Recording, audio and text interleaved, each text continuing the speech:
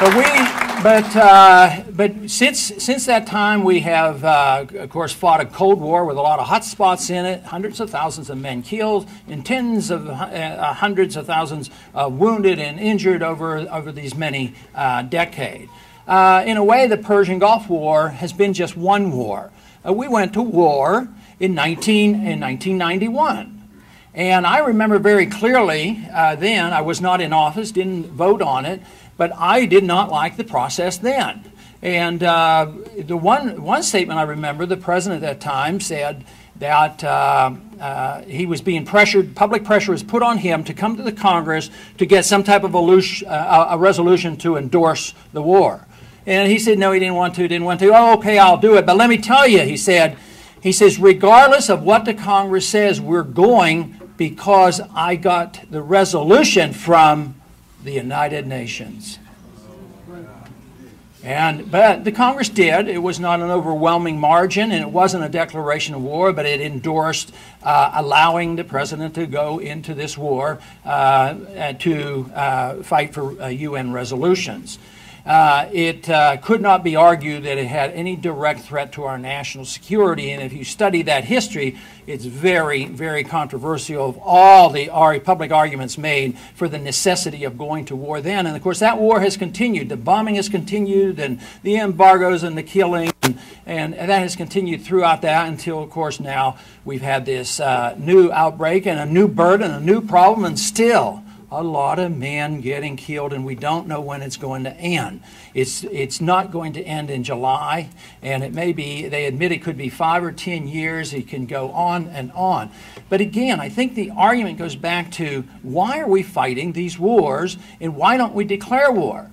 Now, if we need to, when that resolution came to international relations, the committee that I'm on, just to make the point that I'm making to you is, I substituted the amendment they had up there, and I substituted a declaration of war. It's very simple. It's three lines long, and I copied it from World War II. And I told them at the time, I said, you're going to have to make sure this is defeated because I'm going to vote against my amendment. But this is what you should do if you want to go to war. And then, of course, they didn't like to vote on it, and they didn't like what I was going to do. And of course, nobody voted for it. But instead, they passed a resolution which transferred the power to go to war at will to the president. But I want to read to you what the chairman of the committee said immediately after I introduced my resolution.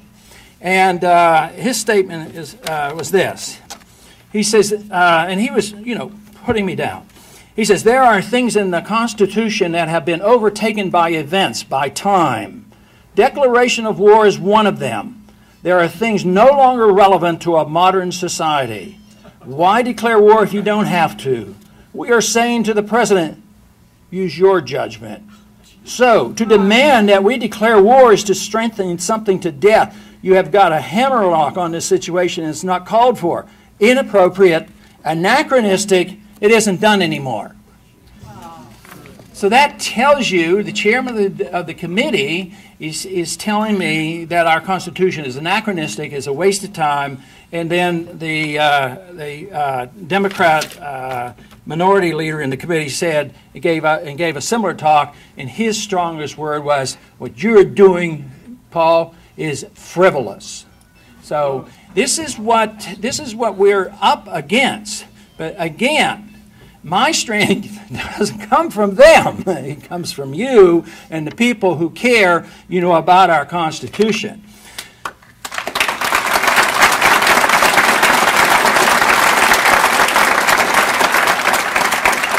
In that resolution, they never mention Article 1, Section 8 in Declaration of War. That was totally ignored.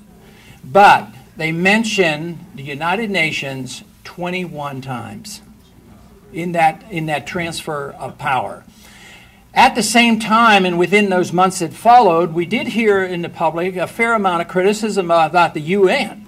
The criticism about the UN wasn't, joining on, and they didn't. The UN did not respond as our administration wanted them to. but it could have been interpreted that this was a strong attack on the United Nations. It wasn't so much that as a challenge to the United Nations to be stronger and more forceful and let us control the United Nations, because still we use the United Nations. Even at the State of the Union message, if you listen carefully, it was mentioned 4 times when he talked about the war, and he talked about the United Nations and upholding these resolutions. So we do know that the opposition to the United Nations is not that strong, even though you might hear some comments coming from our leadership. The leadership tends to think that it should be strengthened as long as it goes our way. We can have an international criminal court, so if we get exempted for a few more years, that's going to be okay.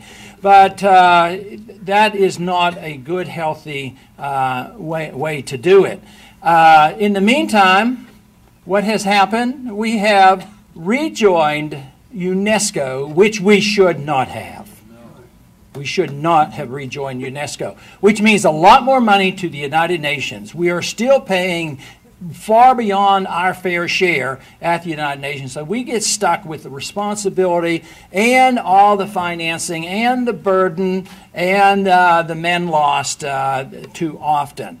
And I think that of all the things that we should be concerned about from the United Nations, and the damage that is done to us and the potential damage that is likely to come, I would say that the greatest threat is that we have, over these years, been willing to turn over to the United Nations much of the control of our foreign policy and when we go to war, and that has to be changed.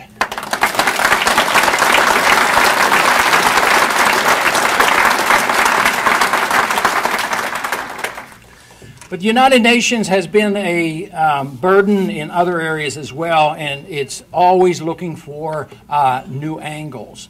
The United Nations has already introduced the notion and made proposals of having a world tax.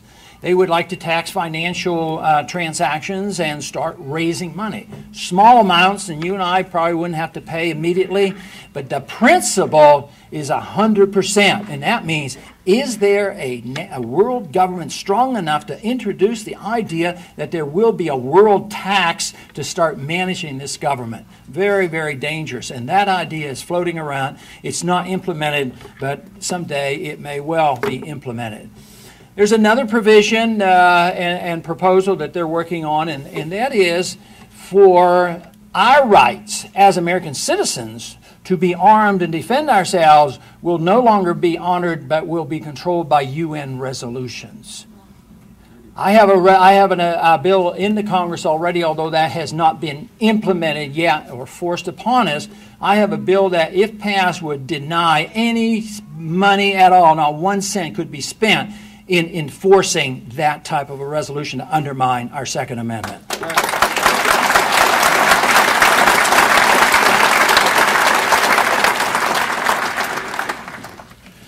But there's the Kyoto-type treaties that want to introduce the idea of total land control, the idea of these heritage sites.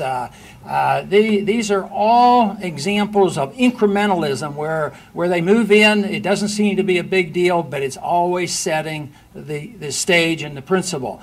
And of course, that's the way the income tax started. Just a few of the rich people would pay a little bit, percent here, percent there, but lo and behold, we end up with the monstrous tax code that we have today. So not only should you look at how we might be suffering from what the UN is doing right now, we have to look at it on principle, on whether or not it is legal under our Constitution to give this authority to the United Nations, and if it's not to let them have the inch, because they will take a mile and they should not be given that inch at all.